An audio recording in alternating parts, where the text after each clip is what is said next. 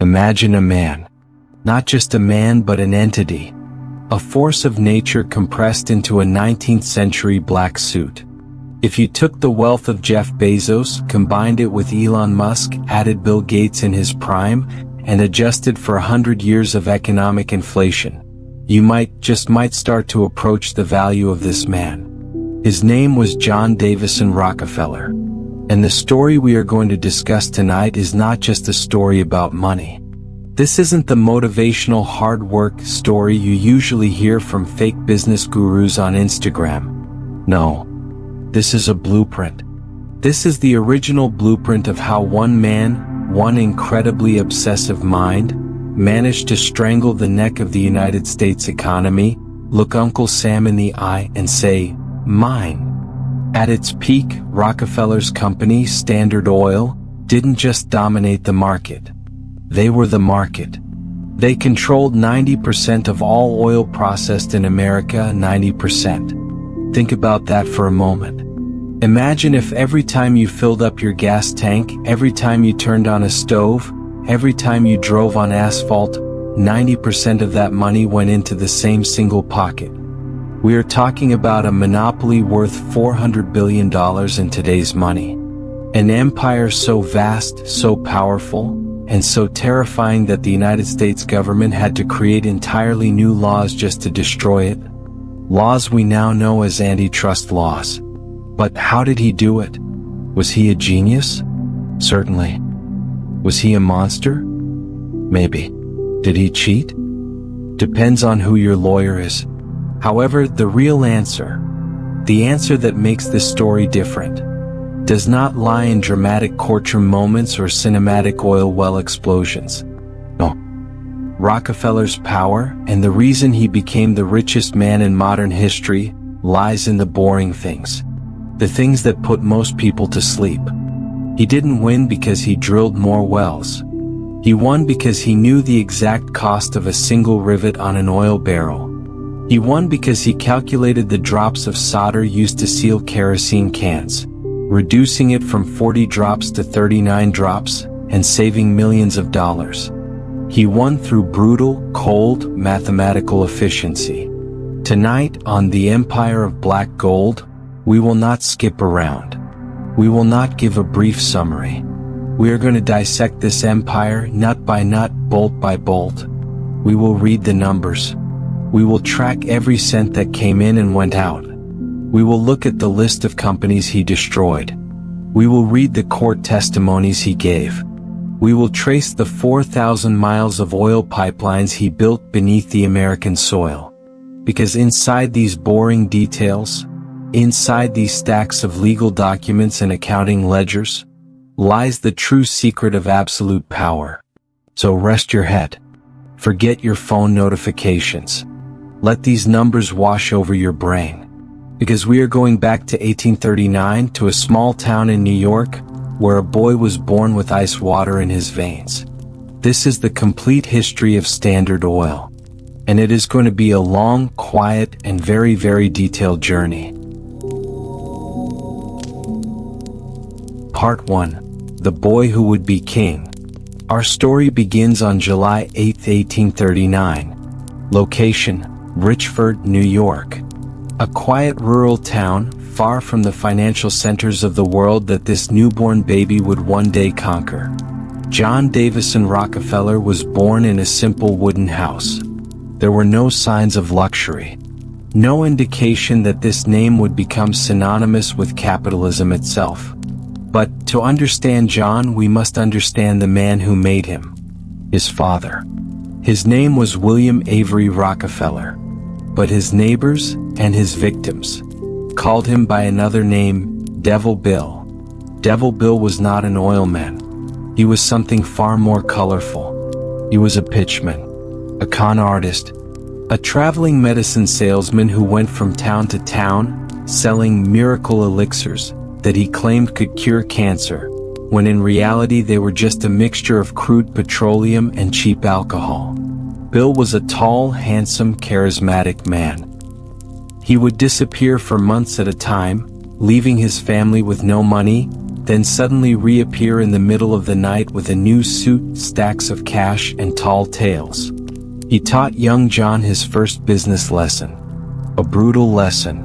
A lesson that would shape the monopoly psychology of Standard Oil. Bill once said to a neighbor, and this is a direct quote, "I cheat my boys every chance I get. I want to make 'em sharp. I trade with the boys and skin 'em, and I just beat 'em every time I can. I want to make 'em sharp." Imagine that. Your own father. The person supposed to protect you. He actively cheats you, swindling your small pocket money, just to teach you that the world is cruel. Trust no one was the core curriculum in the Rockefeller household. Not your neighbor. Not your business partner. Not even your own father. On the other side of the spectrum was his mother, Eliza Davison. If Bill was chaos, Eliza was order. Eliza was a devout Baptist woman, disciplined and incredibly frugal. She was the type of woman who would squeeze every penny until it screamed. When Bill disappeared and the money ran out, Eliza taught her children to survive. "Willful waste makes woeful want," was her mantra. John absorbed this like a sponge. He became a quiet child. Serious.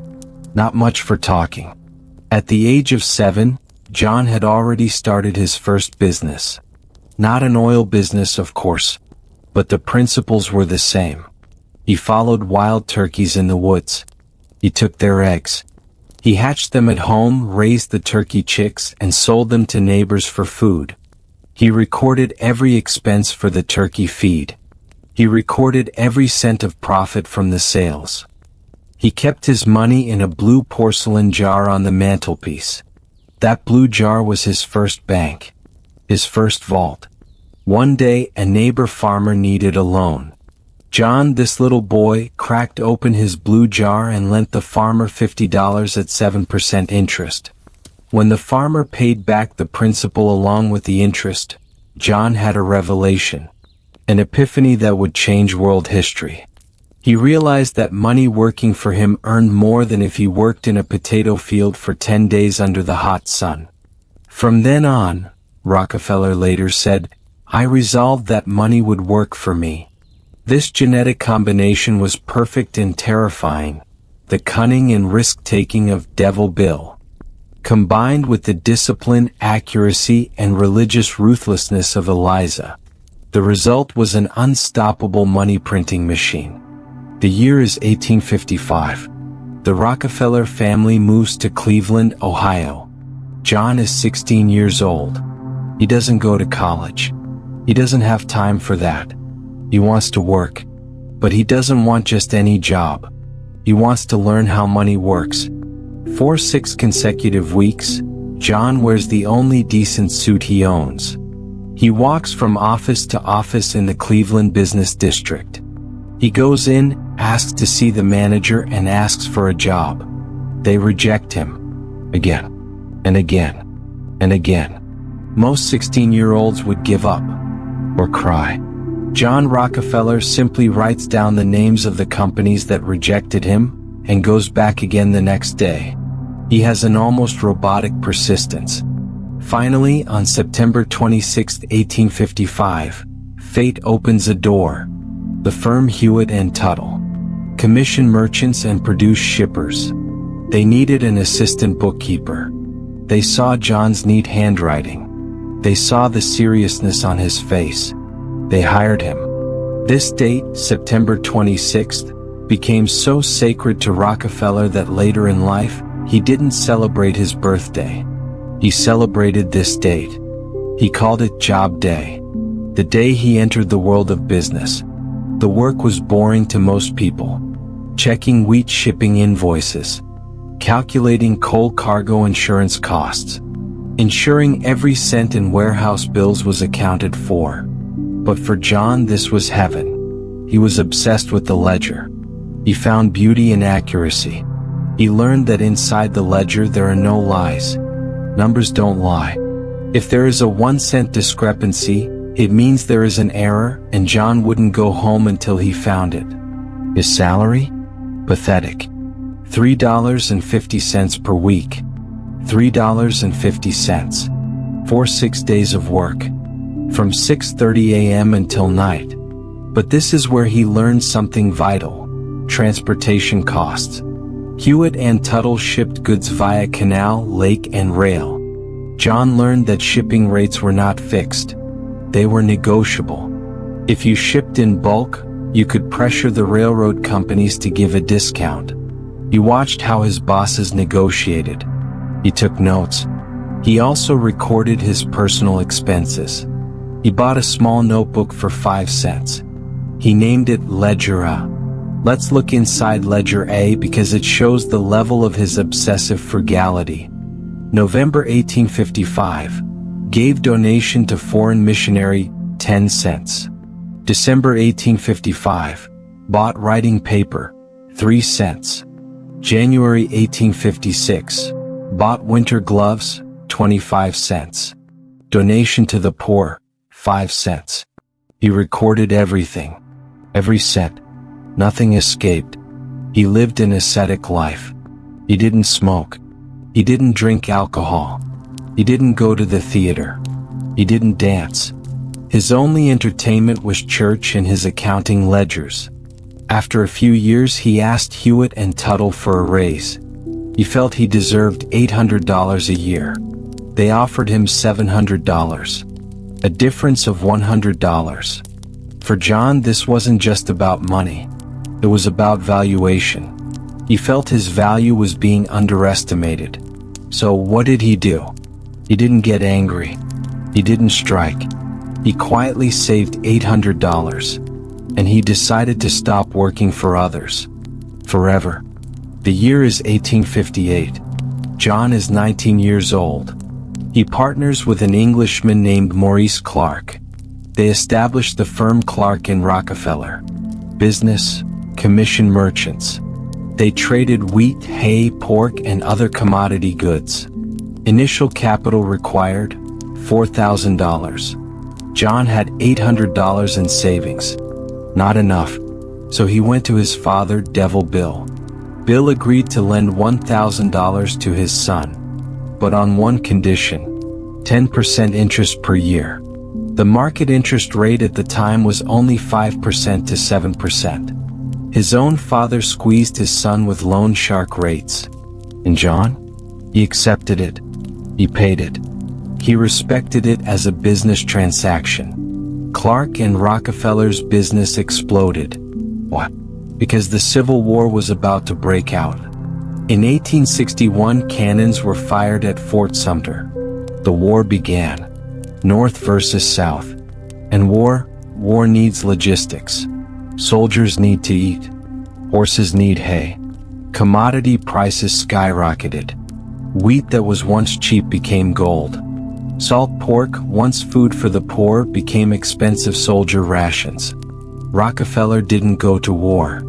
He paid a substitute to go to war in his place, a legal and common practice for wealthy men at the time. He reasoned that he was the backbone of the family, since his father often disappeared, and he had to run the business.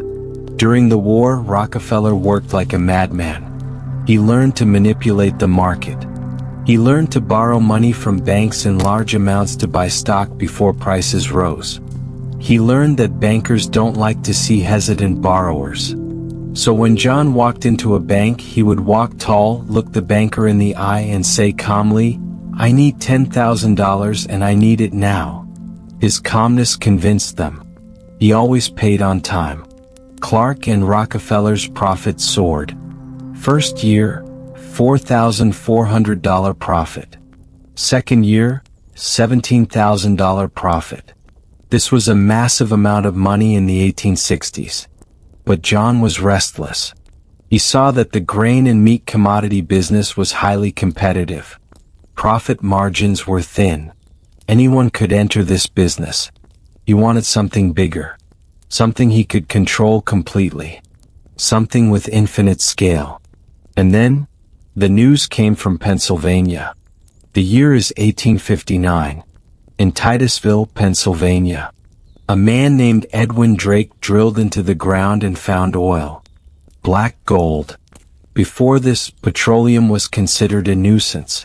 Farmers hated it because it ruined the soil and contaminated livestock drinking water. The world's main light source at the time was whale oil. But whales were getting harder to hunt, and the price was getting expensive. Drake's discovery changed everything. Petroleum could be refined into kerosene. And kerosene provided bright, stable, and cheap light. The world needed light. The world needed kerosene. The oil rush began. Thousands of people flocked to Pennsylvania. Titusville turned from a quiet village into a town full of mud, oil, alcohol, and greed. Like the gold rush in California, but dirtier and slipperier. People sold their homes to buy land in Pennsylvania. They drilled everywhere. They wanted to get rich quick by striking a gusher. Rockefeller? He watched from afar from Cleveland. Cleveland was only a few hundred miles from the oil fields. Railroads connected the two. Many of Rockefeller's friends urged him, "John, we have to drill. We have to buy land there." But John was an accountant at heart. He saw the chaos in Pennsylvania. He saw the speculation. He saw that for every man who got rich striking a well, 10 went bankrupt because their wells ran dry. Drilling for oil was gambling. And John D. Rockefeller did not gamble. He sent a chemist, Samuel Andrews, to Pennsylvania to scout the situation. Andrews' report confirmed Rockefeller's suspicions. Crude oil production was unstable. Prices fluctuated wildly. Today $10 a barrel, tomorrow it could be 10 cents a barrel if someone hit a massive new well. But Rockefeller saw a gap. He saw the choke point. The crude oil coming out of the ground was useless. It was dirty, smelly, and flammable. To be useful, that oil had to be refined. It had to be cleaned. It had to be turned into kerosene. And the refining process was an industrial process. A manufacturing process. It could be calculated. It could be controlled. It could be made efficient. No matter who found the oil, no matter whose well exploded or went dry, that oil had to go through a refinery before reaching the consumer. Rockefeller said, "The oil business is in its infancy." He didn't want to be a miner. He wanted to be the owner of the gate. In 1863, while everyone else was busy gambling in the mud of Pennsylvania, Rockefeller and his partner, Maurice Clark, along with Samuel Andrews, built something else on the outskirts of Cleveland. They didn't build a derrick. They built a refinery. Its name, the Excelsior Works. This was the first step. A small step. Their initial investment to enter oil was just $4,000. But from this $4,000 investment, the seed of a $400 billion monopoly began to grow. And Rockefeller was just getting warmed up. He was about to bring his ledger mentality, his mother's frugality, and his father's cunning into the wildest industry in the world. He wasn't going to play by their rules. He was going to make new ones. We have seen the birth of the tycoon. We saw how a childhood full of manipulation and discipline shaped his psychology. We saw his transition from bookkeeping to the oil business. But in the next part, we will see how Rockefeller begins to build the foundation of his empire. We will see his insane obsession with detail, down to the number of solder drops, and how he executed his first brutal business maneuver to kick out his own partners. The auction of 1865 will be the defining moment. The moment Rockefeller bet it all.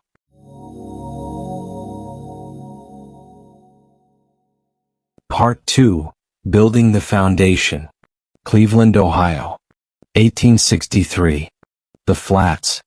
A dirty, noisy, industrial swamp located where the Cuyahoga River twists into Lake Erie. This is where the empire began. John D. Rockefeller, age 24. He is no longer just a bookkeeper. He is a partner in a new venture. The company is called Andrews, Clark and Company. The refinery is called the Excelsior Works. Why Excelsior? It's Latin. It means ever upward. a hint at an ambition that had no ceiling. Most people looked at the flats and saw mud. Rockefeller looked at it and saw a chessboard.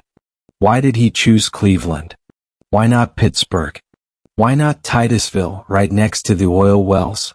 This is where Rockefeller's genius for logistics, the boring stuff, first shines.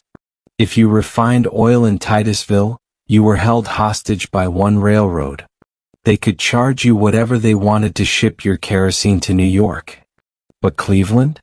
Cleveland was a transportation nexus. You had the Great Lakes for shipping by boat. You had the Erie Canal. You had the Atlantic and Great Western Railroad.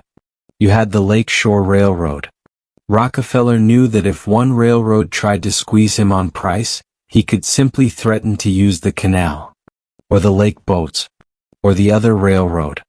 He pitted them against each other. He created competition among his suppliers so he could destroy competition among his rivals.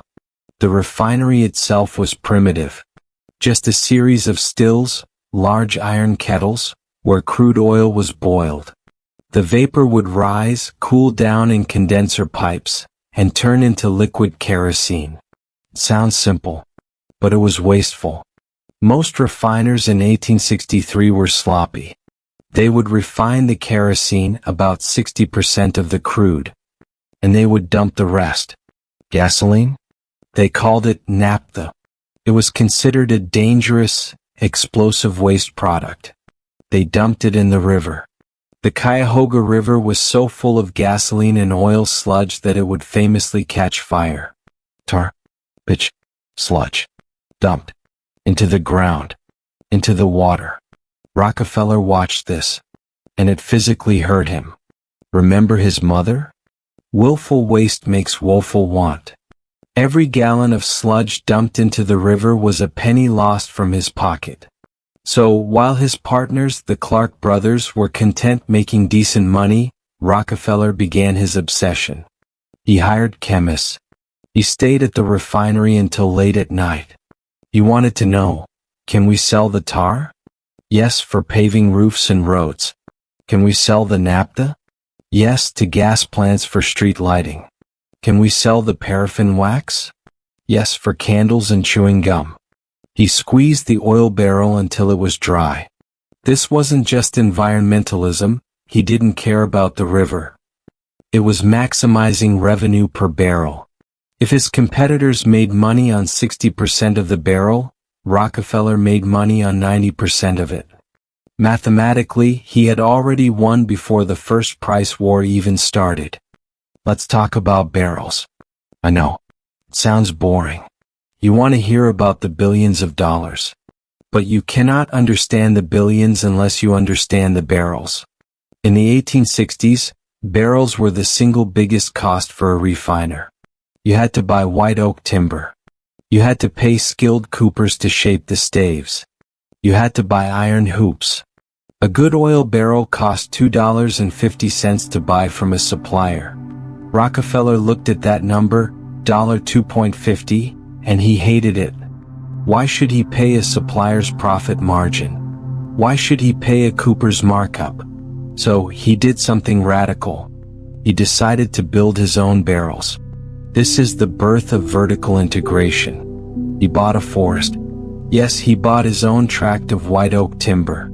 He hired his own loggers to cut the trees.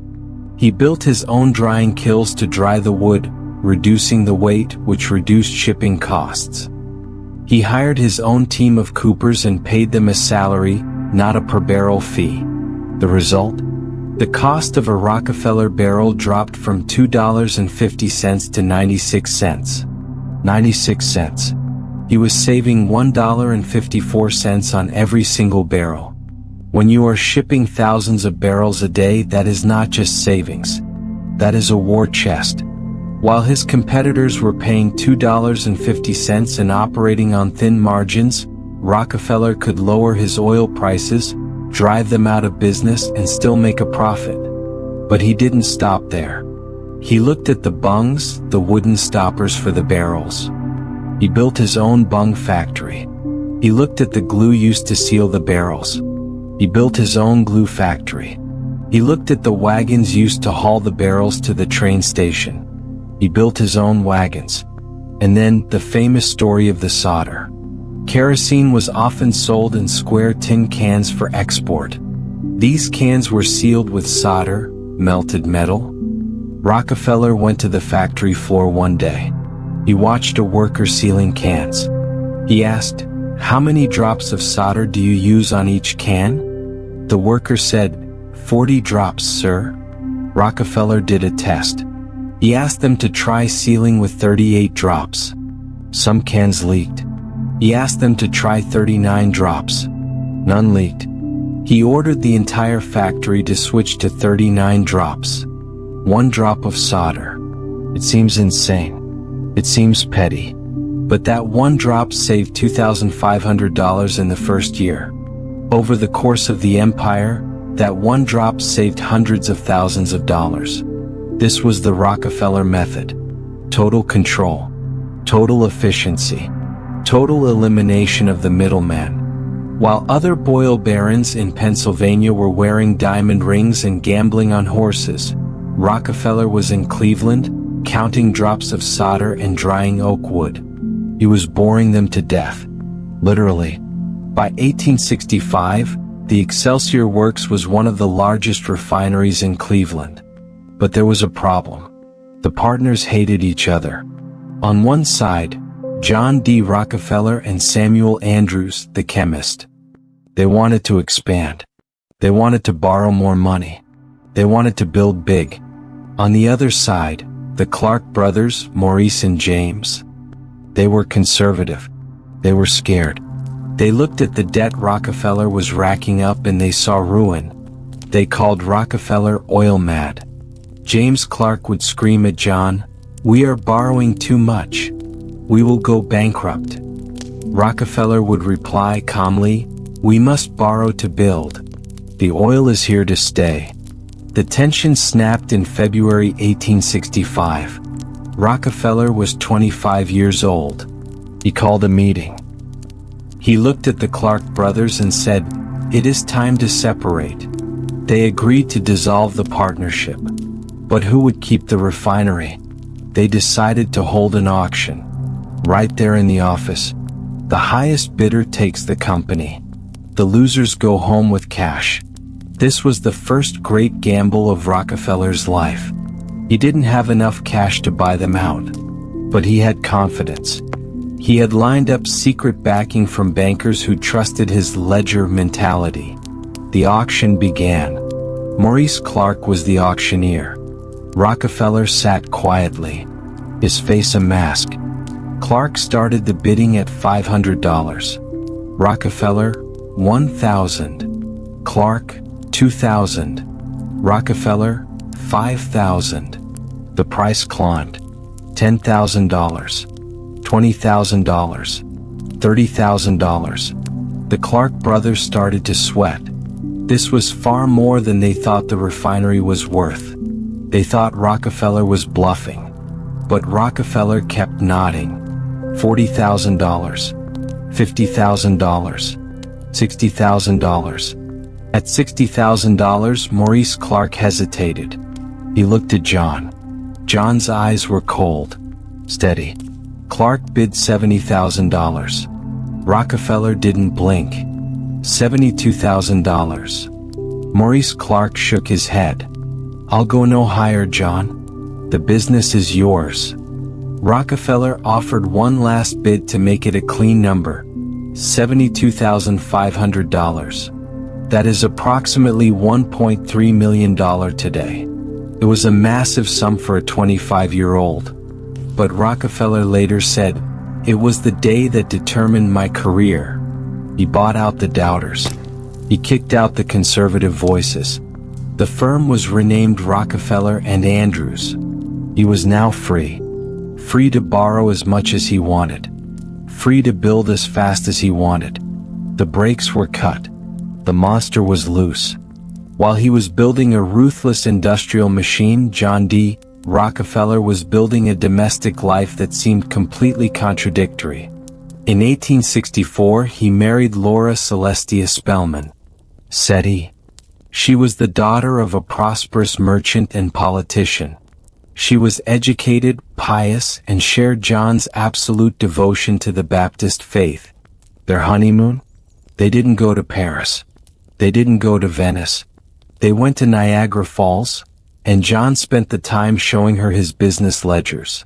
He explained the cost of barrels. He explained the refining process. And Seti? She loved it. She once said, "John's judgment is always better than mine." She was his perfect match. Frugal, serious, disciplined. Rockefeller's religious life wasn't a mask.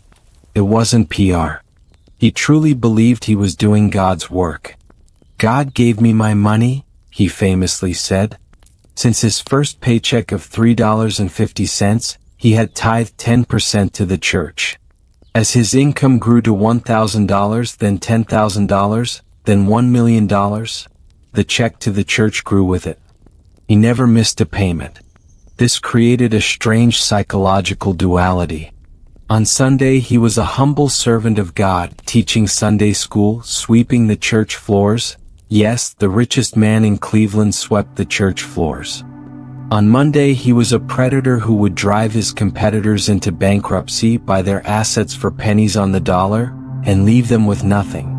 How did he reconcile this? He believed that competition was a sin. Competition meant waste. It meant duplication of effort. It meant price fluctuations that hurt the consumer. He believed that monopoly was the divine order.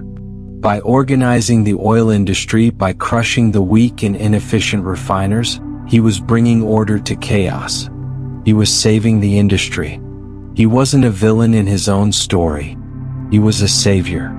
A savior who just happened to own all the pipelines, all the barrels, and all the trains. With Seti by his side and full control of his refinery, Rockefeller was ready for the next step. The 1860s were ending.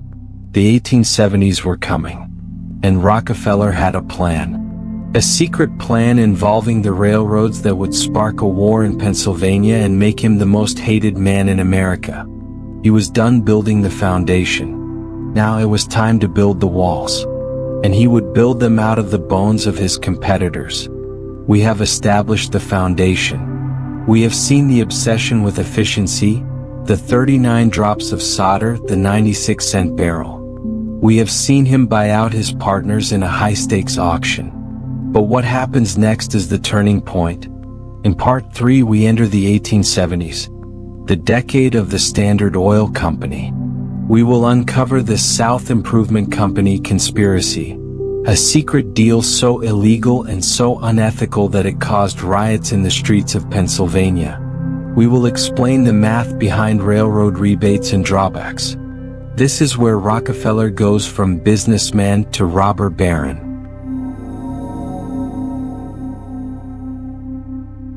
The 1860s were practice. The 1870s were the main event. On January 10, 1870, John D. Rockefeller dissolved his old partnership. He formed a new entity, a joint stock corporation in Ohio. Its name was chosen carefully. In an era where kerosene was known for being dangerous, where cheap refining left volatile gasoline in the mix, causing lamps to explode and burn down houses, Rockefeller wanted a name that promised safety, consistency, uniformity. He called it the Standard Oil Company. The Standard. John was the president. Henry Flagler was the secretary and treasurer. Flagler is important. If Rockefeller was the brain, Flagler was the mouth. Flagler was the contract writer, the legal architect. While John was obsessed with drops of solder, Flagler was obsessed with contracts, specifically railroad contracts. Together they looked at the map of America. They saw that oil was produced in Pennsylvania. It was refined in Cleveland and Pittsburgh and New York. And it was consumed on the East Coast and in Europe. Connecting all these points were three major railroad lines: the Pennsylvania Railroad, the Erie Railroad, the New York Central Railroad. These railroads were fighting a brutal war against each other. They were cutting prices desperately to get business. Rockefeller and Flagler saw this weakness, and they decided to exploit it. Here is the boring economics of railroads. A train costs the same to run whether it is full or empty. Maintenance. The fixed costs are high. Therefore, a railroad hates empty cars. They need volume. They crave volume.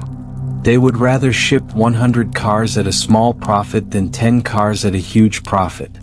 Standard Oil was now shipping 4,000 barrels of oil a day. They were the biggest shipper in Cleveland. Rockefeller went to the railroad bosses, men like Commodore Vanderbilt of the New York Central, and he made them an offer they couldn't refuse. But he didn't ask for a lower price. That's what amateurs do. He asked for a rebate. Here is the difference. A lower price is public. If the railroad lowers the rate for everyone, they lose money. A rebate is secret. Standard Oil pays the full price on paper, say $2 per barrel. But at the end of the month, the railroad secretly hands Rockefeller back 50 cents per barrel. Why would the railroad do this? Because Rockefeller guaranteed them daily volume. He promised, "I will fill 60 train cars every single day, rain or shine. Whether the market is up or down, you will never have an empty train." For the railroad, this guaranteed stability. For Rockefeller, this meant his shipping cost was effectively $1.50, while his competitors were paying $2. That 50 cents difference doesn't sound like much, but on 4,000 barrels a day, that is $2,000 a day in pure risk-free profit. In $1870, this was the volume leverage. But it wasn't enough for Rockefeller. He didn't just want an advantage. He wanted control.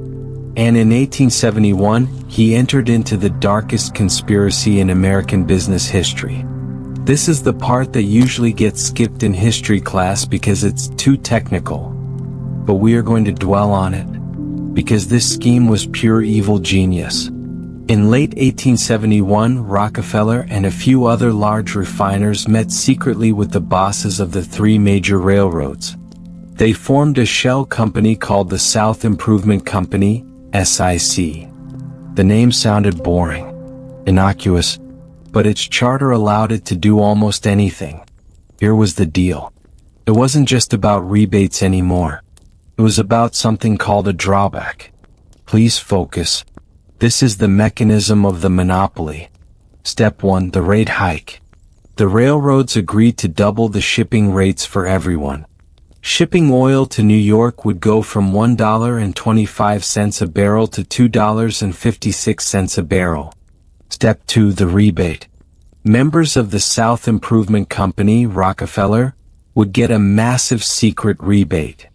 They would get $1.06 back for every barrel they shipped. So Rockefeller's effective price, $1.50. Step 3, the drawback, the kill shot. This is the weapon. For every barrel that a competitor, an independent refiner, shipped, the railroad would charge them the full $2.56. But the railroad would take $1.06 of that competitor's money and give it to Rockefeller. Read that again. Rockefeller wasn't just getting a discount. He was getting paid every time his competitor shipped a product. The more his competitors worked, the richer Rockefeller got. If a competitor shipped 1,000 barrels, Rockefeller received $1,060 for doing absolutely nothing. It was mathematically impossible to compete. If you are an independent refiner, you are funding your own executioner. Tom Scott of the Pennsylvania Railroad loved this idea.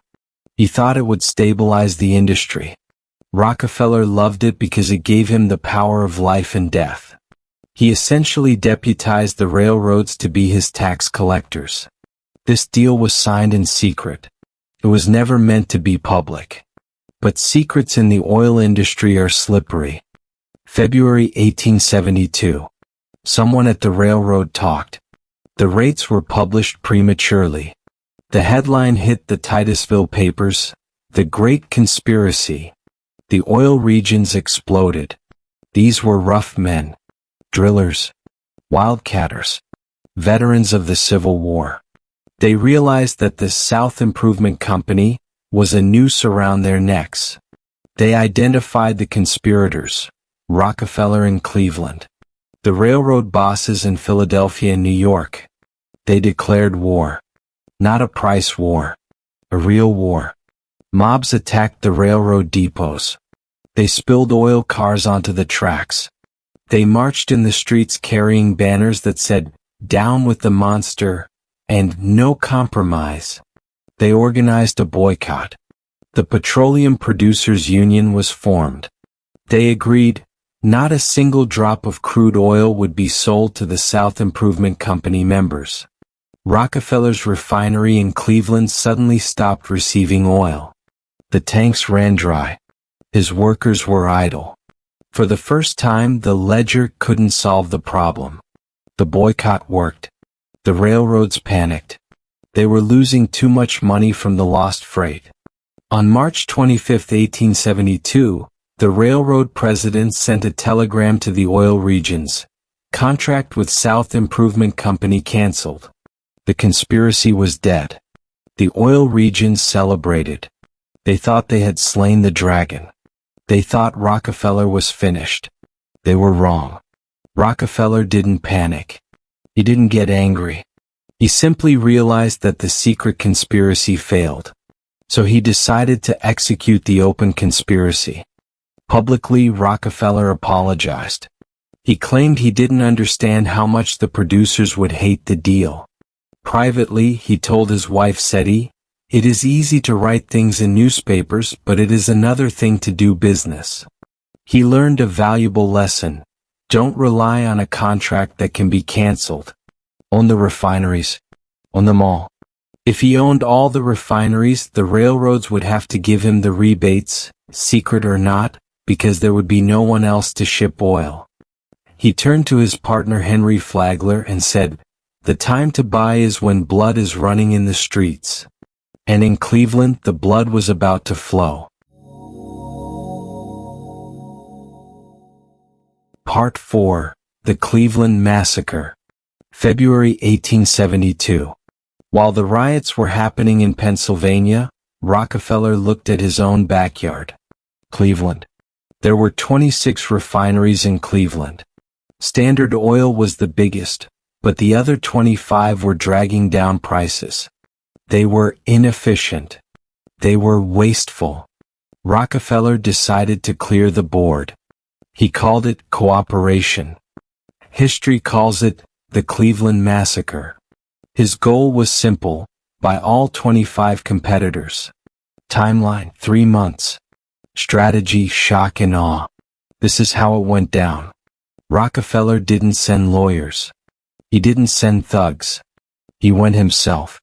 He would knock on the door of a rival refiner, often a man he knew, a man he prayed with at church. He would sit down, dust off his hat, and speak in a soft, soothing voice. Here is the script he used, reconstructed from historical accounts.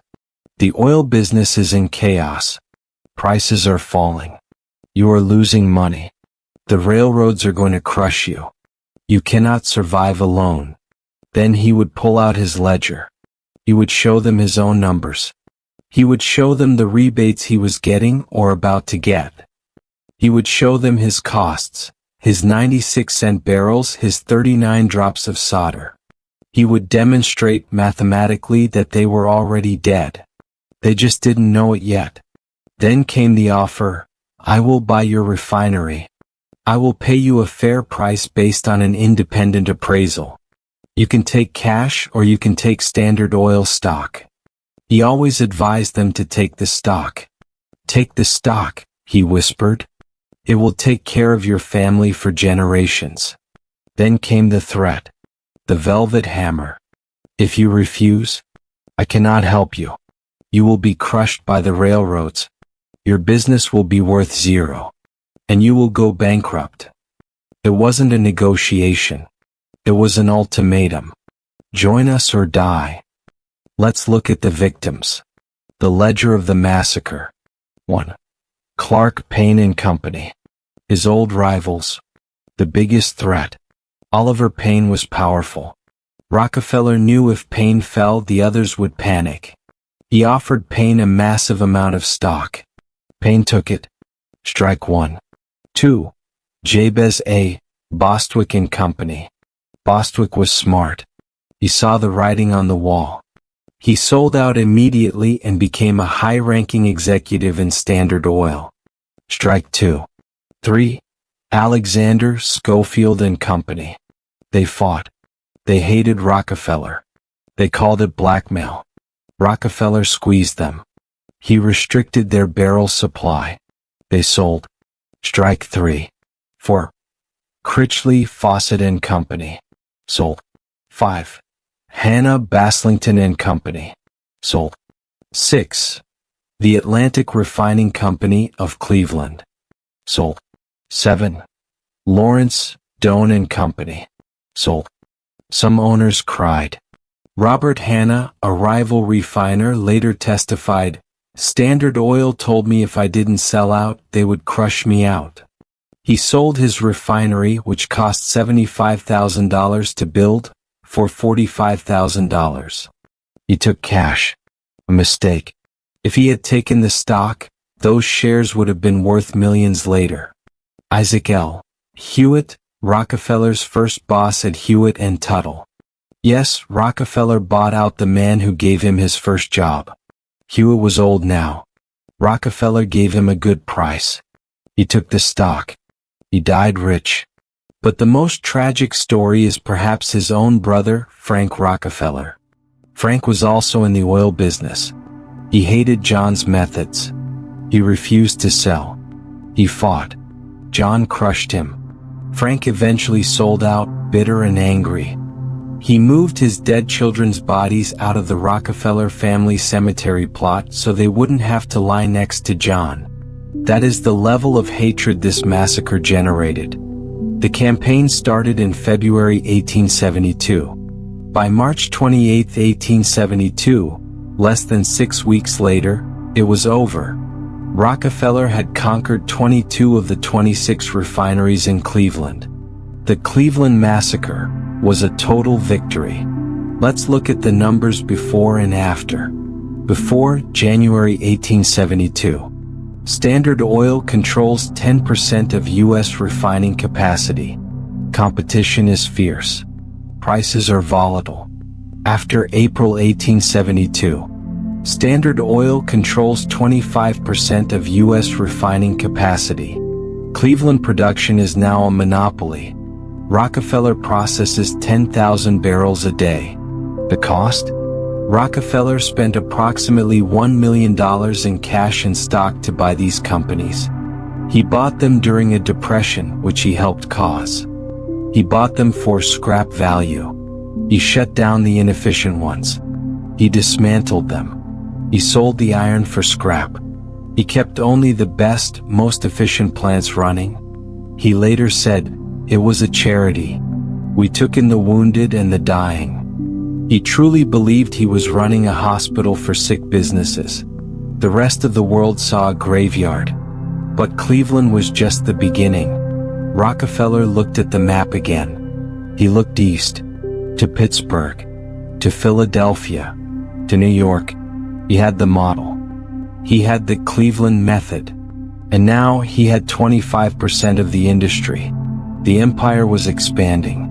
And the octopus was beginning to grow its tentacles. The massacre is complete. Rockefeller now owns Cleveland. But owning one city isn't enough. In the next part we go national. We will see how he used spies, fake companies, and bogus independents to trick the rest of the country. We will dive into the pipeline wars, where men fought with wrenches and rifles over the right to lay pipe. And we will look at Rockefeller's daily routine, the famous naps that helped him rule the world. Part 5. Empire Expansion. The Cleveland Massacre was a local event, a skirmish. But in 1873 the U.S. economy crashed. The Panic of 1873. Banks failed. Railroads went bankrupt. The New York Stock Exchange closed for 10 days. Unemployment hit 14%. For most people, it was a tragedy. For John D. Rockefeller, it was a clearance sale. He looked at the map. He saw refineries in Pittsburgh struggling. He saw refineries in Philadelphia gasping for air. He saw the grand refineries of New York City bleeding cash. And he whispered to his partners, "We must buy them now." The national campaign began. It was the same playbook as Cleveland, but on a continental scale. Standard Oil agents, men with briefcases full of cash and stock certificates, boarded trains. They went to Pittsburgh in 1874. They went to Philadelphia in 1875. The tactic was predatory pricing. In markets where Standard Oil had competition, Rockefeller would slash the price of kerosene. If kerosene cost 12 cents a gallon to produce, he would sell it for 10 cents. He would lose money on every gallon. He could afford it. His war chest was deep. His efficiency was unmatched. His competitors could not afford it. They bled. When they were weak enough, the agent would knock on the door. "Sell to us," they said, "or go bankrupt." By 1877, the conquest was absolute. Standard Oil bought the Empire Transportation Company. They bought the Columbia Conduit Company. They bought the refineries of Pratt and Rogers in New York. Charles Pratt, a bitter rival, eventually sold out and joined Rockefeller. His son would later build the Pratt Institute. The map turned blue. Pittsburgh, conquered. Philadelphia, conquered. New York, conquered. Baltimore, conquered. But Rockefeller had a problem. The public was starting to hate the name Standard Oil. The massacre stories had spread. People didn't want to buy from the monopoly. So, Rockefeller engaged in one of the most brilliant and deceitful deceptions in business history. He created the bogus independents. These were companies that looked independent. They had different names. They had different presidents. They had different offices. They swore in public that they had nothing to do with John D. Rockefeller. Let's look at the roster of these ghost companies. 1. The Acme Oil Company. Operating in Pennsylvania. It claimed to be a fierce rival of Standard Oil. Reality, Rockefeller owned 100% of the stock. Its job was to undercut local competitors who refused to sell to Standard. 2. Chess, Carley and Company. Operating in the South, Kentucky, Tennessee. F.D. Carley was the frontman. He was ruthless. He would use the railroads to kill anyone who tried to sell non-Standard Oil. Reality, controlled by Cleveland. 3. Schofield, Shuma and Teagle. Another Cleveland competitor. They sold oil to people who hated monopolies. Reality, Rockefeller owned them too. 4. The Republic Oil Company. Based in New York. Advertised itself as the Antitrust Oil Company. Reality, it was fully owned by the trust. This was market intelligence. These bogus companies allowed Rockefeller to spy on the entire market. If a new independent refiner popped up in St. Louis, the bogus independent would lower prices just in that one city to kill them, while Standard Oil kept prices high elsewhere. It was a rigged game. Imagine playing poker where you are the only one blindfolded, and your opponent can see everyone's cards and owns the casino. That was the American oil industry in 1878. The railroads had been Rockefeller's weapon. But soon the railroads realized they had created a monster. Standard Oil was now so big, it was dictating terms to the railroads, not the other way around. The railroads wanted to break free. Simultaneously, the independent oil producers in Pennsylvania were desperate. They decided to bypass the railroads entirely. They proposed a radical idea, a long-distance pipeline. Pumping oil through a pipe over the Allegheny Mountains to the ocean. People said it was impossible. The pressure would burst the pipes. The mountains were too high. But in 1879 they built the Tidewater Pipeline, 110 miles long. From the oil regions to Williamsport, Pennsylvania, connected to the Reading Railroad. On May 28, 1879, the oil began to flow. It worked. The cost to move oil dropped from 35 cents a barrel rail to 10 cents a barrel pipe. This was the only time Rockefeller panicked. If the producers could move oil cheaply without him, his monopoly on transportation was over. His response was immediate and overwhelming. He didn't just try to stop them. He decided to build a pipeline network that would make the Roman aqueducts look like garden hoses. He formed the National Transit Company. This is a boring name for one of the most powerful corporate entities ever created. He laid pipe. Not 100 miles. 4,000 miles. He bought the right-of-way through forests, farms, and rivers. When railroads tried to block him from crossing their tracks, he bought the land on both sides and tunneled under them. When farmers refused to sell, he used eminent domain loopholes or simply bought the farm. By the early 1880s, the National Transit Company controlled the flow of crude oil in America.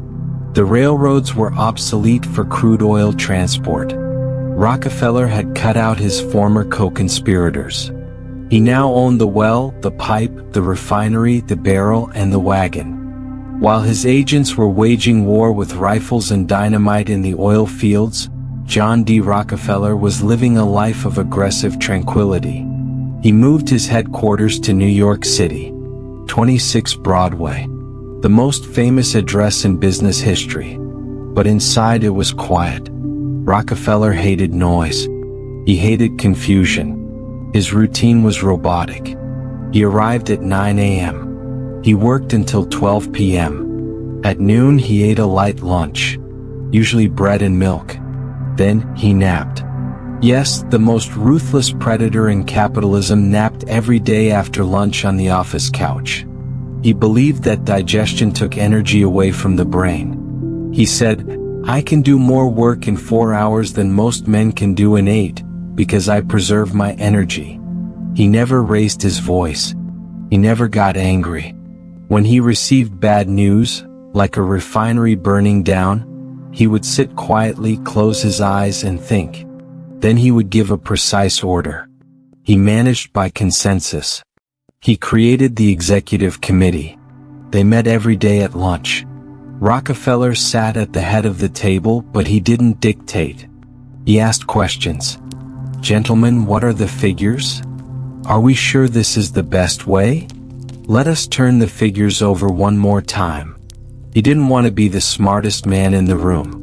He wanted to be the most informed. He had a network of spies and accountants that gave him data on everything. He knew his competitors' costs better than they knew them themselves. By the end of 1879, the conquest was effectively complete. Let's look at the scoreboard. Market share. Standard Oil refined 90% of all oil in the United States. They refine 95% of all oil exported to Europe and Asia. Revenue, approximately $35 million per year. Note, the federal budget of the U.S. government was only $260 million. Standard Oil was massive. Employees, over 10,000 men. Chemists, coopers, teamsters, pipelayers, accountants, spies. Rockefeller's personal wealth, estimated at $18 to $20 million. He was 40 years old. He controlled the light of the world. But he had a legal problem. A massive one. Standard Oil was an Ohio company. But it owned assets in Pennsylvania, New York, Maryland, and New Jersey. Under the laws of 1879, a corporation in one state was not allowed to own stock in a corporation in another state. Technically, everything Rockefeller had done was illegal. He needed a new legal vessel. A container strong enough to hold the empire without spilling. He needed the trust. Part 6. The Trust, Rockefeller's masterpiece. The empire was too big for the laws of the 19th century. Rockefeller was running a national monopoly using an Ohio charter that was only meant for local manufacturing. If the Pennsylvania courts found out he secretly owned the refineries there, they could seize the assets. If New York found out, they could revoke his license. He needed a way to centralize control legally. He turned to his lawyer, Samuel Dodd. Dodd was the anti-Rockefeller in appearance, short, chubby, unkempt. But his mind was a steel trap. He told Rockefeller, "You cannot own these companies directly, but you can hold them in trust." On January 2, 1882, the Standard Oil Trust was formed. This is arguably the most important date in corporate history. It was the invention of modern corporate structure. Here is the mechanism. The boring part: there were 41 separate companies and limited partnerships in the Standard Oil Alliance. The shareholders of these 41 companies, Rockefeller, Flagler, and the others, agreed to hand over their stock certificates to a board of 9 trustees.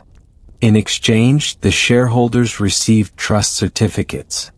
These certificates entitled them to a share of the total profits of the entire combination. The magic trick: the 41 companies still looked independent. Standard Oil of Ohio still had its own board. Standard Oil of New York still had its own president. But the 9 trustees held all the voting stock. The trustees elected the directors of all 41 companies. The trustees decided how much oil each company would produce. The trustees decided the price. It was a puppet show. 41 puppets. 9 strings. 1 hand. This structure allowed them to bypass state laws.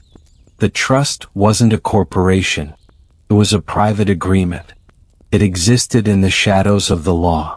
It was brilliant. It was terrifying. Soon, the whiskey industry formed a sugar trust. The tobacco industry formed a tobacco trust. The beef industry formed a beef trust. Rockefeller had taught American capitalism how to monopolize. Who were the 9 men who ruled the world? They met daily at 26 Broadway, room 1400.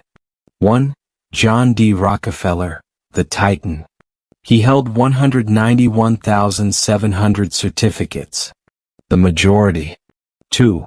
William Rockefeller, his brother. The diplomat. Based in New York. 3. Henry Flagler, the legal brain. 4. Charles Pratt, the former rival turned partner. 5. John D. Archbold, the aggressive bulldog. He would eventually succeed Rockefeller. 6. Oliver Payne, the Cleveland rival. 7. William G. Worden, the Philadelphia refiner. 8. Jabez Bostwick, the New York refiner. 9. Benjamin Brewster, the railroad man. These 9 men sat in a room and set the price of light for the entire planet. If they raised the price by 1 cent per gallon, millions of dollars flowed into the trust. If they lowered it, competitors in Russia or Titusville went bankrupt. They didn't have computers. They didn't have Excel. They had telegraphs and paper ledgers. And yet, they managed a global supply chain with more precision than Amazon does today. By the mid-1880s, the trust had perfected vertical integration. They didn't just pay others to do things. They did everything. The tank cars. Railroads used to own the oil cars. Rockefeller realized this was inefficient. He built his own fleet of Union Tank Line cars. They were painted white, to reflect heat and prevent evaporation, another efficiency detail. By 1890 he owned thousands of them. The railroads had to pay him mileage to haul his cars. The barrel factories, we mentioned the cooperage before. Now they were producing 10,000 barrels a day. They painted them blue. The blue barrel became the symbol of Standard Oil worldwide. They invented a machine to hoist the oak logs. They invented a machine to hoop the barrels. Cost per barrel dropped to pennies. The glue and paint, they manufactured their own glue. They manufactured their own blue paint. They manufactured their own sulfuric acid for refining. The distribution, they stopped using wholesalers. They built a network of bulk stations in every town in America. Standard Oil wagons, pulled by Standard Oil horses, fed with Standard Oil hay, delivered kerosene directly to the grocer or the consumer. They controlled the molecule of oil from the moment it left the ground in Pennsylvania until the moment it burned in a lamp in Iowa. By the mid-1880s, the trust had perfected vertical integration. They didn't just pay others to do things. They did everything. The tank cars. Railroads used to own the oil cars. Rockefeller realized this was inefficient. He built his own fleet of Union Tank Line cars. They were painted white, to reflect heat and prevent evaporation, another efficiency detail. By 1890 he owned thousands of them. The railroads had to pay him mileage to haul his cars. The barrel factories, we mentioned the cooperage before. Now they were producing 10,000 barrels a day. They painted them blue. The blue barrel became the symbol of Standard Oil worldwide. They invented a machine to hoist the oak logs. They invented a machine to hoop the barrels. Cost per barrel dropped to pennies. The glue and paint, they manufactured their own glue. They manufactured their own blue paint. They manufactured their own sulfuric acid for refining. The distribution, they stopped using wholesalers. They built a network of bulk stations in every town in America. Standard Oil wagons, pulled by Standard Oil horses, fed with Standard Oil hay, delivered kerosene directly to the grocer or the consumer. They controlled the molecule of oil from the moment it left the ground in Pennsylvania until the moment it burned in a lamp in Iowa. But America was not enough. The U.S. market was saturated. Rockefeller needed to export. In the 1880s, 70% of Standard Oil's product went overseas. Europe, he fought the Nobel brothers, yes, the Nobel Prize family, who were developing oil in Baku, Russia. He fought the Rothschilds, who were financing the Russian oil. It was a clash of titans. Rockefeller lowered prices in Germany to kill the Russian oil. He built his own fleet of steam tankers to cross the Atlantic. Asia. China was living in darkness. They burned vegetable oil. Rockefeller saw 400 million customers. He developed a marketing strategy, oil for the lamps of China. He famously gave away millions of cheap kerosene lamps, called Meifu lamps, to Chinese peasants for free. Why? Because once they had the lamp, they had to buy the oil. And the lamp only worked well with Standard Oil, DeVoe brand kerosene. It was the razor and blade model, invented 20 years before Gillette. Standard Oil agents were in Calcutta, Singapore, Yokohama, and Cairo. They wore pith helmets. They rode elephants. And they sold blue barrels of American oil. Finally, the science. Standard Oil wasn't just a brute force monopoly. It was a chemical powerhouse. Crude oil from Ohio, Lima Oil, was discovered in the 1880s. It was cheap. But it smelled like rotten eggs. It was full of sulfur. No one could refine it. It made kerosene that smelled terrible. Rockefeller bought millions of barrels of this skunk oil for pennies. Everyone thought he was crazy. He hired a genius chemist named Herman Frasch. He gave Frasch a blank check. Fix the smell. Frasch worked for years. He developed a process using copper oxide to remove the sulfur. It worked. Suddenly, Rockefeller's millions of barrels of useless skunk oil became gold. He bought the oil for 15 cents a barrel. He sold it for dollars. The profit from this single innovation alone was astronomical. And the waste? They turned the residue into Vaseline, petroleum jelly. They turned the wax into paraffin for chewing gum, for Wrigley's. They turned the heavy oil into lubricants for the machine age. They turned the tar into asphalt for paving roads. Rockefeller had achieved the alchemist's dream. He turned waste into money.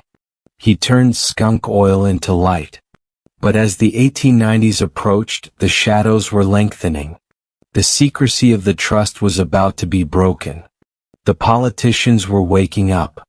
And a woman named Ida Tarbell was about to pick up her pen. The octopus was at its peak. But the hunters were gathering. The trust is established. The world is conquered. The blue barrel is everywhere. But absolute power attracts absolute scrutiny. In the next part, we enter the 1890s. We will see how Rockefeller ruthlessly crushed the remaining small competitors using espionage and predatory pricing. We will detail the political bribery machine. And we will set the stage for the greatest journalistic takedown in history. Part 7. The Octopus Titans. By 1890, the trust controlled the light of the world. But there were still rebels. Small refiners who refused to sell. Men who believed they could fight the octopus. One such story is the Buffalo Lubricating Oil Company. This was a small refinery in Buffalo, New York. Its owners, Charles Matthews and two former Standard employees, thought they could make a living selling high-grade lubricants. Rockefeller's response was not just business. It was sabotage. Standard Oil agents allegedly bribed the refinery superintendent to sabotage the machinery. They told him to make the oil run wrong, to overheat the stills, to mix in dirt, to ensure every barrel leaving that factory was defective. When sabotage wasn't enough, they used the predatory pricing hammer. Standard Oil lowered the price of lubricants in Buffalo to below cost. They sold oil for less than the cost of the crude used to make it. They lost money on every gallon, just to ensure Buffalo Lubricating Oil lost more. Eventually, the Buffalo owners sued. In a rare event, Rockefeller himself was indicted for criminal conspiracy in 1887. He had to appear in court. Did he go to jail? Of course not. The legal team delayed. The witnesses forgot. The case was settled. Buffalo Lubricating Oil disappeared. The octopus digested it. This was the pattern. The Rice story. George Rice, a refiner in Marietta, Ohio. He fought Standard for 20 years. Every time he tried to ship oil, the railroads charged him double. Every time he tried to sell to a grocer, a Standard agent would show up the next day and threaten to open a rival grocery store across the street and sell everything, sugar, flour, oil, at half price until the grocer went bankrupt. The grocers caved. They stopped buying from Rice. Rice spent his life testifying before Congress, a broken man with a stack of documents no one read. How did Rockefeller know which grocer was buying from George Rice? How did he know exactly how many barrels his competitors were shipping? He built the most sophisticated industrial espionage network in history. He treated the oil market like a battlefield. And on a battlefield, intelligence is everything. The railroad informants. Standard Oil paid railroad freight agents to send them reports. These reports were called the predetermined output. Every time a competitor shipped a car of oil, the station master would send a telegram to 26 Broadway. The telegram would list the name of the shipper, the destination, the quantity, the price paid. Rockefeller knew his competitors' sales figures before the competitors did. If a rival shipped 50 barrels to a dealer in Dayton, Ohio, a Standard Oil agent would arrive in Dayton before the train did. He would meet the dealer and say, "We know you ordered 50 barrels from the competition. Cancel it. We will sell you 50 barrels for half the price. If you refuse, we will ruin you." The sweating room. At 26 Broadway, there was a department dedicated to analyzing this stolen data. They knew the cost structure of every refinery in the world. They knew the global consumption of kerosene down to the gallon. "We knew every turn of the screw," Rockefeller said. It wasn't magic. It was data processing. boring, relentless, stolen data. To protect this illegal monopoly, you need political cover. Rockefeller didn't just buy oil wells. He bought senators. He famously said, "The ability to deal with people is as purchasable a commodity as sugar or coffee." Senator Joseph Foraker of Ohio. We have the checks. Standard Oil paid him $44,000 in his first year, over $1 million today, for legal retainers. His job wasn't to practice law. His job was to kill antitrust bills in the Senate. Senator Boyce Penrose of Pennsylvania. On the payroll. When the Ohio Attorney General David Watson tried to sue Standard Oil, Rockefeller offered him a job. Watson refused. So Rockefeller poured money into the campaign of his opponent. Watson lost the election. The lawsuit disappeared. They bought state legislatures. In Pennsylvania, the pipeline bill, which would have allowed competitors to build pipelines, was blocked for years. Why? Because the legislators were advised by Standard Oil lobbyists. One lobbyist famously set up a poker game in a hotel room near the State House, where he would deliberately lose thousands of dollars to key politicians. It was a system, a machine, greased with oil and money. 1890, the environment changed. Congress passed the Sherman Antitrust Act. Every contract, combination in the form of trust or otherwise, in restraint of trade, is hereby declared to be illegal. It was aimed directly at Standard Oil. But for the first decade it was a toothless tiger. The courts didn't enforce it. However, the state of Ohio was different. In 1892, the Ohio Supreme Court ordered the dissolution of the Standard Oil Trust. They said, "The trust is a monopoly and it is illegal in Ohio." Rockefeller's response? A corporate shell game. He pretended to dissolve the trust. The 9 trustees resigned. But the ownership remained the same. The same men met in the same room at 26 Broadway. They just stopped calling themselves trustees and started calling themselves divisional heads. But this was risky. He needed a permanent legal home. A state that didn't care about monopolies. He found New Jersey. In 1899, New Jersey changed its corporate laws. It allowed holding companies, corporations created solely to own stock in other corporations. It was a get-out-of-jail-free card. Rockefeller immediately reorganized. He formed Standard Oil of New Jersey. This new company exchanged its stock for the stock of all the other 40 companies. The trust was dead. Long live the holding company. Standard Oil of New Jersey became the parent. Exxon as we know it today was born here. It was legal. It was bulletproof. Or so they thought.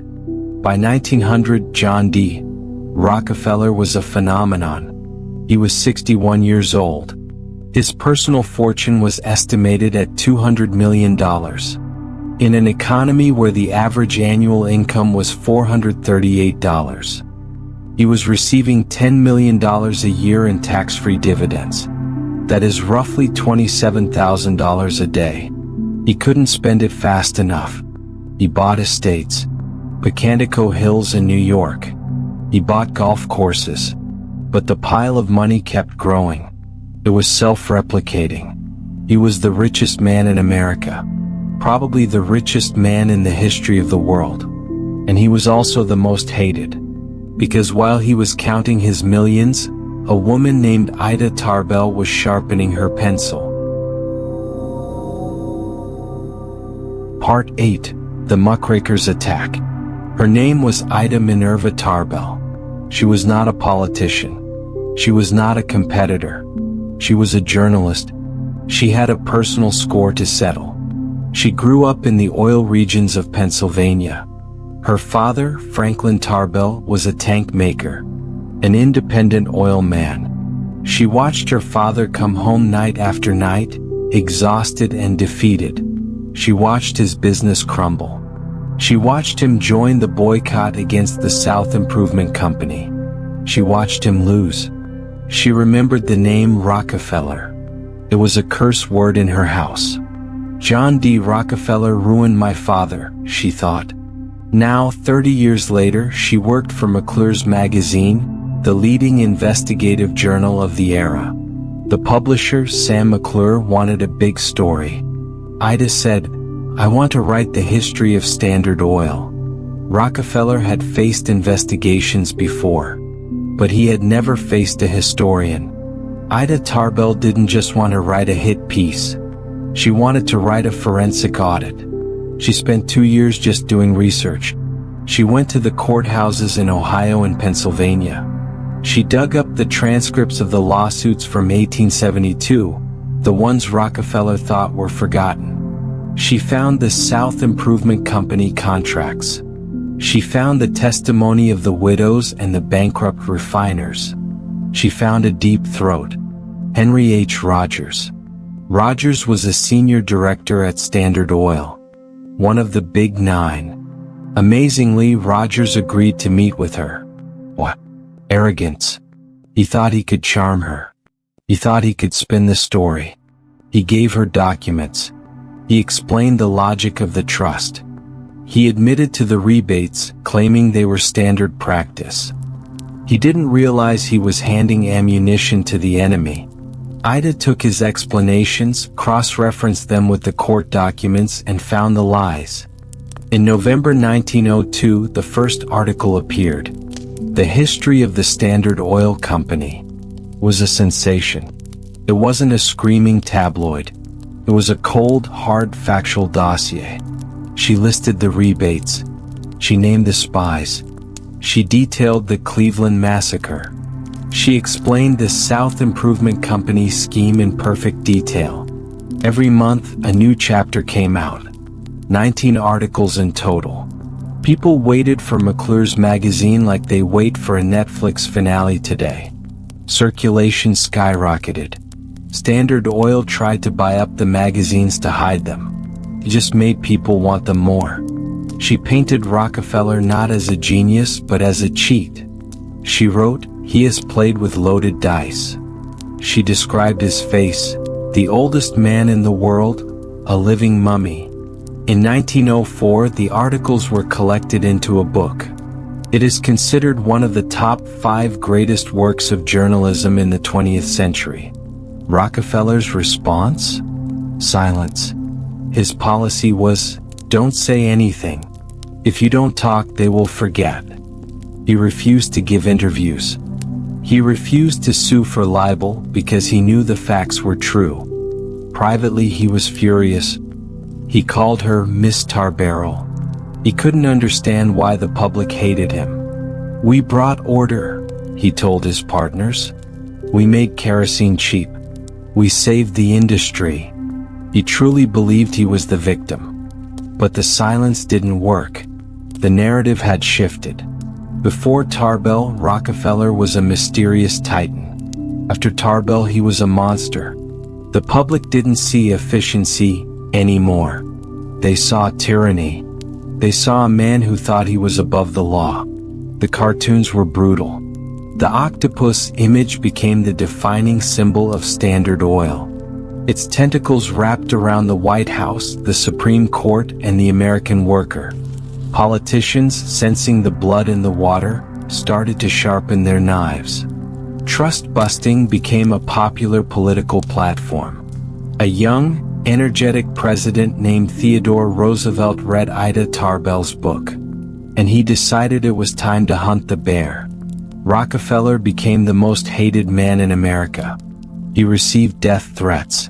He couldn't eat at restaurants without being booed. Fathers pointed him out to their sons as the bogeyman. It broke him psychologically. Around this time, he developed a condition called alopecia. His hair fell out. His eyebrows fell out. His mustache fell out. He looked like a ghost. He started wearing wigs, bad wigs, that made him look even more strange. He realized too late that money couldn't buy a good name. He tried to start giving money away publicly, but the newspapers called it tainted money. He pays God on Sunday and robs the poor on Monday. The PR battle was lost. And now the legal battle was about to begin. The United States government was coming for him. The pen was mightier than the sword. Ida Tarbell damaged the armor of the trust. Now the federal government will strike the killing blow. In the next part we go to court. United States versus Standard Oil. We will sit through the 21,000 pages of testimony. We will hear Rockefeller say, "I don't remember," on the witness stand. And we will witness the historic 1911 Supreme Court decision that finally shattered the empire into 34 pieces, and ironically made Rockefeller richer than ever. Part 9. The Government Strikes. The year is 1906. In the White House sits Theodore Roosevelt. He is not like the presidents Rockefeller bought in the past. He cannot be bribed. He cannot be intimidated. He calls the giant corporations malefactors of great wealth. He carries a big stick. And he is looking for a head to hit. Rockefeller is the perfect target. He is hated. He is rich. He is the symbol of everything wrong with capitalism. Roosevelt gives the order to his attorney general, "Get Standard Oil." It wasn't just a lawsuit. It was a crusade. The federal government mobilized its resources like it was going to war. The Bureau of Corporations, led by James Garfield, son of the former president, launched a massive investigation. They didn't just ask questions. They subpoenaed everything. Train records, bank records, telegrams. They found the blind rebates. They found the spy reports. November 15, 1906. The Department of Justice files the suit in the Federal Circuit Court in St. Louis. Case number 5371. The charge? Violation of the Sherman Antitrust Act of 1890. Specifically, conspiracy to restrain trade and monopolize the oil industry. The scope of the case was mind-numbing. The government didn't just want a fine. They wanted the death penalty. They wanted to break the company apart. To shatter the mirror. Let's look at the sheer volume of this legal battle. This is where the boredom sets in, but it is necessary boredom. The trial lasted 3 years. It produced 12,000 pages of testimony. It produced 15,000 pages of exhibits. Total, 27,000 pages. If you stacked the paper, it would be taller than Rockefeller himself. There were 444 witnesses. 1,371 exhibits introduced by the government. 983 exhibits introduced by the defense. It was a war of attrition. A war of paper. The star witness was, of course, John D. Rockefeller. He was subpoenaed to testify. He tried to hide. He literally ran away from the process servers for months, hiding at his estates. But eventually they caught him. He took the stand in November 1908. The prosecutor, Frank Kellogg, was ready to tear him apart. But Rockefeller played a character. He played the senile old man. Kellogg asked him about the South Improvement Company. Rockefeller smiled vaguely. "I don't recall." Kellogg asked about the predatory pricing in Cleveland. Rockefeller looked confused. That was so long ago. Kellogg showed him documents with his own signature. Rockefeller squinted. "My memory is not what it used to be." He didn't get angry. He didn't get defensive. He was polite. He was slow. He was maddening. He channeled all his ledger discipline into saying absolutely nothing. But the documents spoke for themselves. The rebates were there in black and white. The secret railroad contracts were there. The letters ordering the destruction of competitors were there. Rockefeller's memory might have failed, but the paper trail was immortal. While the main case was proceeding, a side battle happened in Chicago. Standard Oil of Indiana was charged with receiving illegal railroad rebates. The judge was Kennesaw Mountain Landis. A man with a mane of white hair and a flair for the dramatic. He found Standard Oil guilty on 1,462 counts of accepting rebates. The maximum fine was $20,000 per count. Judge Landis asked, "Do you have any mitigating circumstances?" Standard Oil's lawyers, arrogant as ever, said no. So Landis did the math. 1,462 counts multiplied by $20,000. Total fine, $29,240,000. The courtroom gasped. This was 1907. That amount is equivalent to nearly $1 billion today. It was the largest fine in American history. How did Rockefeller react? He was playing golf when the news arrived. A messenger ran onto the course and handed him the telegram. Rockefeller read it. He put it in his pocket. He turned to his golf partner and said, "Shall we go on, gentlemen?" He hit his ball. It was a perfect drive. Then he said, "Judge Landis will be dead a long time before this fine is paid." He was right. Rockefeller appealed. The fine was eventually overturned by a higher court. He never paid a cent of it. It was a moral victory for the government, but a financial victory for Rockefeller. But the main case, the St. Louis case, was not going away. The case went all the way to the top. Standard Oil Company of New Jersey versus United States. 221 U.S. 1. The Supreme Court justices read the 27,000 pages. They deliberated for months. Rockefeller waited at his estate. The stock market waited. The world waited. On May 15, 1911, Chief Justice Edward White delivered the opinion. It was 20,000 words long. He read it aloud in the courtroom. It took him nearly an hour. The verdict, guilty. The court found that Standard Oil was an unreasonable monopoly. They found that it had conspired to restrain trade. They found that its intent was to exclude others from the market. The sentence, dissolution. The trust must be broken. The eggs must be unscrambled. Standard Oil was given 6 months to divest itself of its subsidiaries. The octopus was ordered to chop off its own tentacles. Rockefeller read the news. He was 71 years old. He had spent 40 years building this machine. And now, with the stroke of a pen, it was illegal. But Rockefeller, the master of accounting, looked at the order, and he saw something that no one else saw. He saw a loophole. Or rather, he saw a mathematical inevitability. Part 10. The Breakup and Irony. The court ordered Standard Oil to split into 34 separate, independent companies. They had to have separate boards, separate presidents. They could not collude on price. Here is the list. It is a roll call of the 20th century oil industry. Listen to these names. You know them. You buy from them. Standard Oil of New Jersey, the parent, kept 43% of the value. It eventually became Exxon.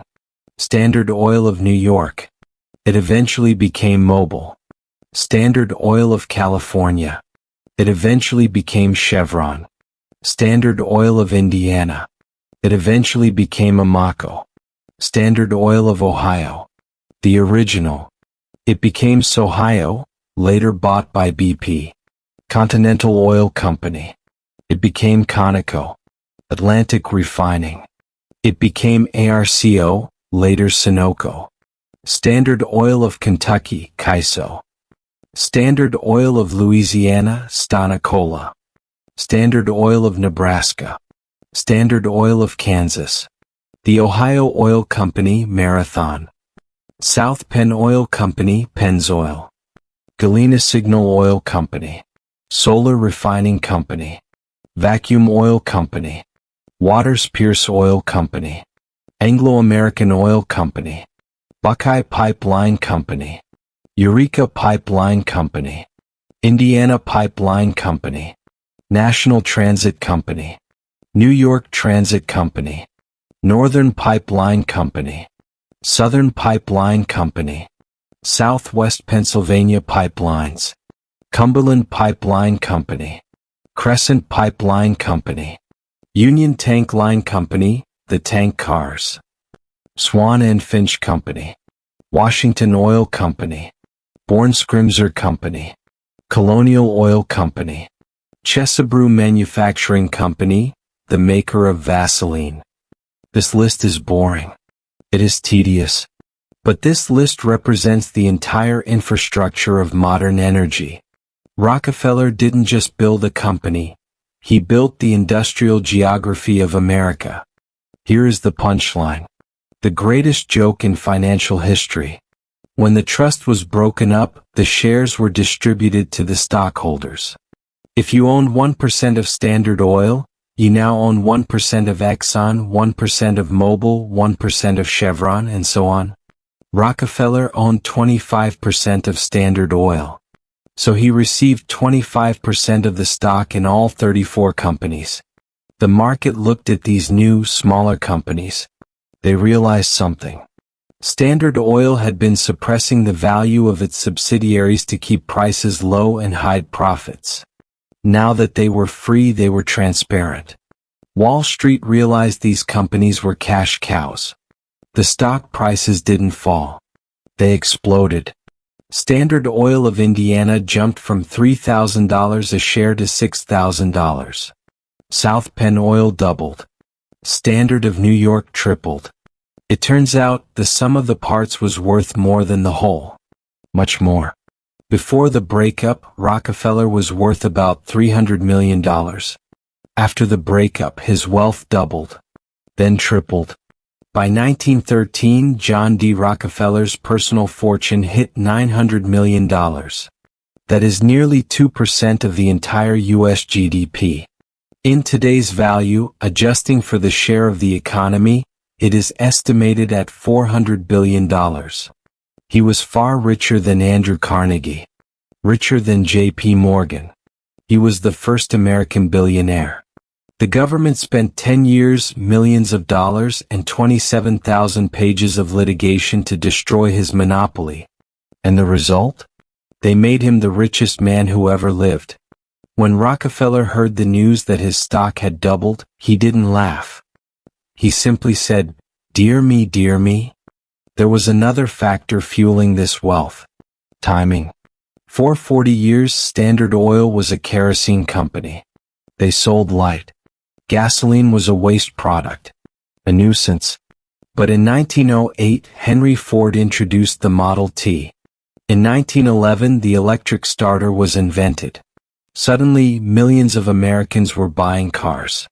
Cars needed gasoline. The 34 baby standards found themselves sitting on an ocean of gasoline just as the world developed an unquenchable thirst for it. Standard Oil of Indiana, AMACO, invented the thermal cracking process in 1913, which doubled the amount of gasoline you could get from a barrel of oil. They licensed it to the other standard companies. They stopped selling light. They started selling mobility.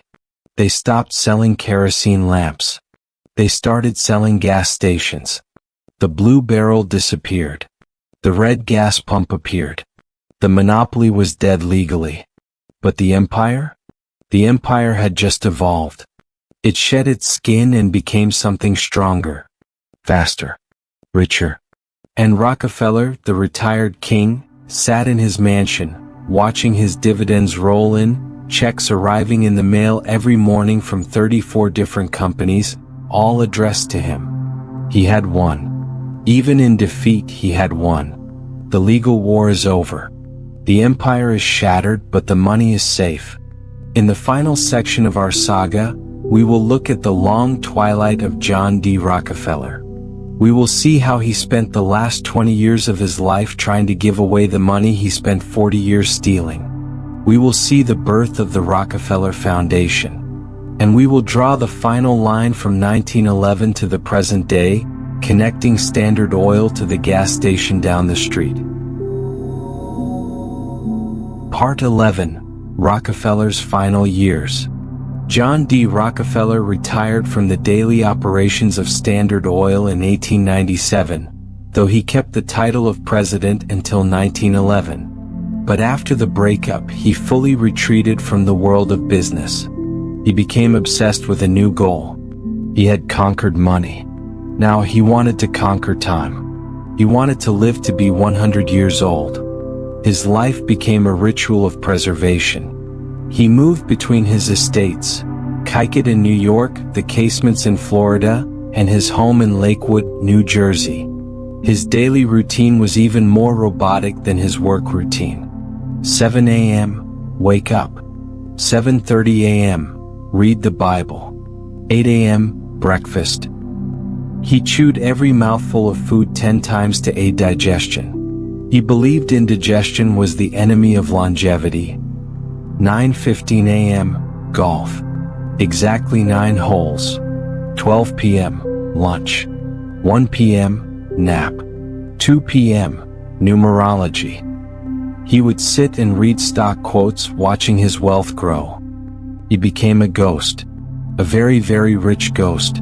While the world was fighting World War I, while the roaring 20s were swinging, while the Great Depression was crushing the poor, Rockefeller was playing golf. But he had a problem. The money was coming in faster than he could spend it. He was a Baptist. He believed that dying rich was a sin. The good Lord gave me the money, he said, and now I must give it back. He approached philanthropy with the same cold, hard efficiency as the oil business. He didn't just hand out cash to beggars. He created institutions. He created wholesale charity. Let's look at the ledger of giving. 1. The University of Chicago. He founded it. He gave it $80 million. He built it from the ground up to be a Baptist rival to the Ivy League. When he visited the campus, students cheered him. It was the only place in America where he was a hero. 2. The Rockefeller Institute for Medical Research.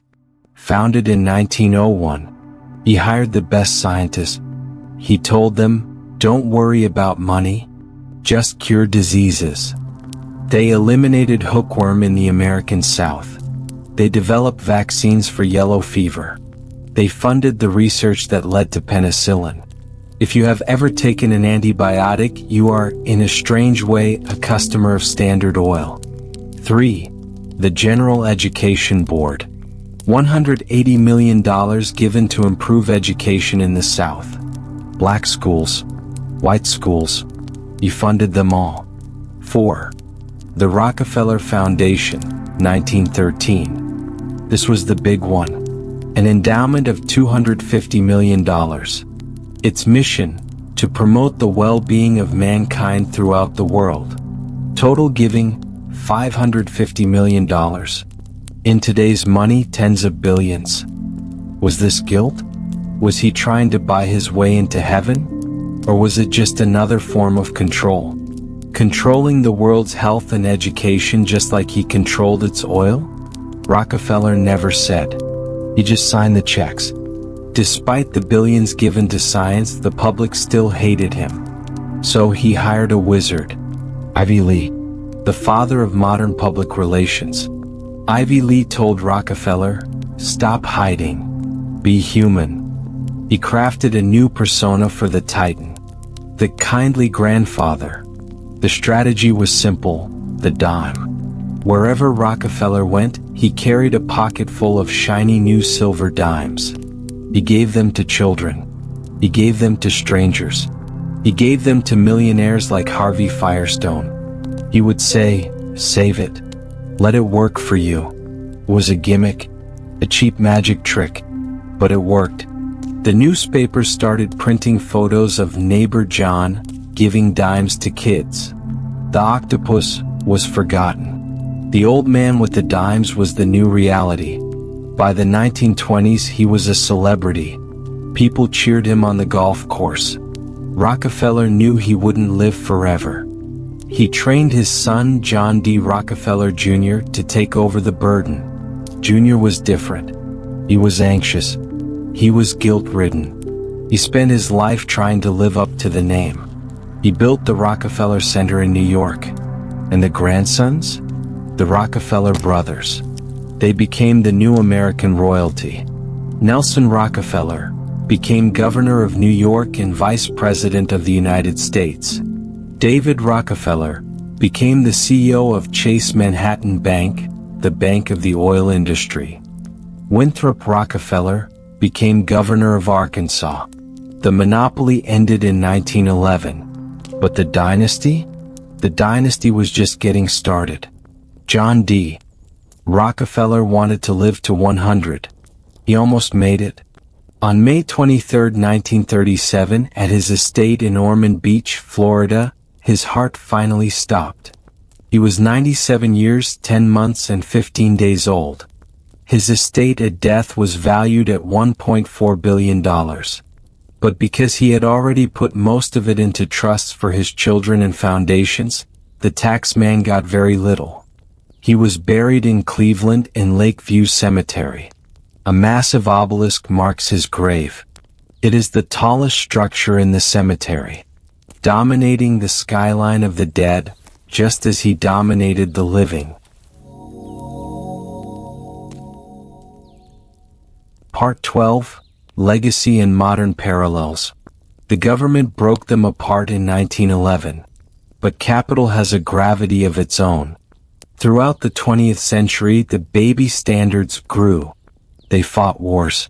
They fueled airplanes. They made plastics. But then they started to come back together. In 1999, Exxon, Standard of New Jersey, bought Mobil, Standard of New York. The deal was worth $80 billion. It was the largest industrial merger in history. The two biggest pieces of Rockefeller's empire were reunited. Chevron bought Texaco and Unocal. BP bought Amoco and Sohio. Today, the oil industry is dominated by supermajors. ExxonMobil, Chevron, BP. Look at their DNA. They are all children of Standard Oil. The breakup didn't destroy the monopoly, it just bred a family of giants. What did John D. Rockefeller teach us? 1. Vertical integration is king. Don't just sell the product. Own the supply chain. Own the trucks. Own the servers. 2. Waste is profit. Find the skunk oil in your industry. Find the thing everyone else throws away and turn it into gold. 3. Competition is a sin. Don't compete. Acquire. If you can't acquire, destroy. 4. Silence is golden. Don't brag. Don't go on TV. Sit in the shadows and count the money. Is it possible to build a Standard Oil today? Look around you. Amazon. They used predatory pricing, selling books at a loss, to destroy bookstores. They built their own logistics network, vertical integration. They used data from third-party sellers to launch their own products, espionage. Jeff Bezos is the modern Rockefeller. Google. They control 90% of search. Just like Rockefeller controlled 90% of refining. They buy up competitors, YouTube, Waze, DoubleClick, before they become threats. They are the Standard Oil of information. Facebook/Meta. They bought Instagram. They bought WhatsApp. Join us or die. The game hasn't changed. The commodities have changed. It's not oil anymore. It's data. It's attention. It's shipping. But the tactics? The rebates? The bundling? It's all in the Rockefeller playbook. Page 1, Chapter 1. John D. Rockefeller started with a $4,000 investment. He ended with $400 billion. He built the modern world. The fuel in your car. The asphalt on your road. The Vaseline in your cabinet. The medicine in your blood. It all leads back to him. Was he a villain? He crushed thousands of small businesses. He corrupted the government. He spied. He lied. Was he a hero? He lowered the price of light by 80%. He saved the whales by making whale oil obsolete. He cured diseases. He funded education. Maybe he was neither. Maybe he was just a machine. A machine designed to do one thing: optimize. And machines don't have morals. They just have objectives. We have reached the end of the ledger. We have counted the barrels. We have measured the solder. We have read the court transcripts. We have traced the flow of black gold from the muddy creeks of Pennsylvania, through the iron pipes of Ohio, to the marble halls of the Supreme Court, and finally into the silence of this very moment. You now know the secret history of the empire of black gold. It wasn't built on luck. It wasn't built on charisma. It wasn't built on loud speeches or public adoration. It was built on silence. It was built on the boring, relentless, terrifying pursuit of efficiency. It was built on the decision to use 39 drops of solder instead of 40. It was built on the discipline to save fractions of a cent, multiplied by billions, day after day, year after year, until the math became unstoppable. John D. Rockefeller is dead. His body lies under a heavy stone obelisk in Lakeview Cemetery in Cleveland. The grass grows over him. The snow falls on him. The seasons change. The wind blows off Lake Erie, just as it did when he was a boy walking the streets looking for work. But his ghost? His ghost is everywhere. He is not just in the history books. He is not just a name on a university building. He is in the room with you right now. Look around you. Really look. He is in the plastic of the phone charger next to your bed. That plastic is a polymer, born from the cracking towers of a refinery that uses his patents. He is in the synthetic nylon fibers of the carpet beneath your feet. He is in the paint on your walls. He is in the aspirin you take for a headache, derived from petrochemicals. He is in the lipstick on a dresser. He is in the tires of the car parked in your driveway. He is in the fertilizer that grew the wheat for the bread you ate for dinner. The molecule of oil is the fundamental building block of the modern world. And John D. Rockefeller was the architect who decided how that block would be placed. He decided the price. He decided the method. He decided the flow. Every time you see a gas station, glowing lonely in the night with its red and blue neon signs, every time you see a billionaire testifying before Congress trying to explain why they own the world, every time you see a company that seems too big to fail, too complex to understand, and too powerful to stop, you are looking at his legacy. You are looking at the architecture of our reality, a reality designed by a man who valued order above all else. A reality where competition is considered a sin, and efficiency is the only god. The empire never really died. It didn't disappear when the judge banged his gavel in 1911. It simply evolved. It shed its skin. It changed its name. Standard Oil became Exxon, became Mobil, became Chevron, became Amoco, became Marathon. But the DNA remained the same. The capital remained the same. The power simply dispersed into the atmosphere, becoming as invisible and essential as the air we breathe. But let us go deeper. Let us look at the machine that is running right now while you lie here. Imagine the pipelines. Think of them. Thousands of miles of steel pipe, buried 6 feet under the earth. Running beneath the cornfields of Iowa. Running beneath the forests of Pennsylvania. Running beneath the suburbs of New Jersey. Silent. Dark. Inside those pipes, the black liquid is moving. It is moving at a steady pace, pushed by pumps that never stop. It is a river that flows uphill. A river that flows in the dark. It carries the energy of the earth from the deep geological past into the engines of the future. It does not care about politics. It does not care about war. It does not care about time. Just flows. Think of the massive supertankers. Imagine them crossing the dark Atlantic Ocean at this very second. Steel giants longer than the Empire State Building is tall. Moving slowly through the black water. Steady. Heavy. Relentless. The crew is asleep. The autopilot is on. The engines are humming a low, bass note that vibrates through the hall. They are moving the lifeblood of the economy while you rest. They do not sleep so you can. Think of the refineries. The cathedrals of steel in Texas and Louisiana, venting white steam into the cool night sky. The cracking towers are hot. The chemical reactions are happening. Molecule by molecule, the crude sludge is being turned into clean energy.